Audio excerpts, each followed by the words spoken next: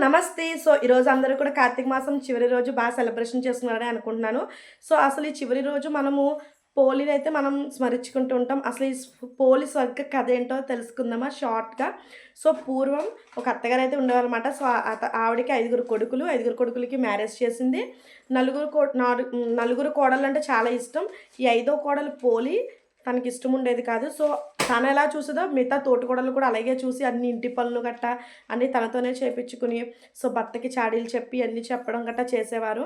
కా అలాగే కార్తీక మాసం వచ్చిందనమాట. సో, కార్తీక మాసంలో ఈ నలుగురు కోడళ్ళు అత్తగారు అయితే నదీ స్థానాలకి వెళ్ళిపోయి అక్కడ పూజలు చేసుకుని దాన ధర్మాలు ఇవన్నీ చేయడం గట్టా చేసేవారు. సో, పూలనైతే రానిచ్చేవారు కాదు. ఇంట్లోనే ఇంటి పనుల్లోనే ఉంచేసేవారు పాపం. కాకపోతే ఇంటి దగ్గర పెరట్లో ఉన్న నూతి నీళ్ళతో స్నానం చక్కగా చేసుకుని మజ్జిగ కట్ట క క క చిలుకుతారు కదా! సో, అక్కడ అదైతే మీగడైతే వస్తది కదండీ! సో, ఆ మీగడని తీసుకొని దీపారాధన గట్టా చేసుకునేదనమాట. భగవంతుని మనసులో నింపుకొని తను పూజ చేసుకునేది.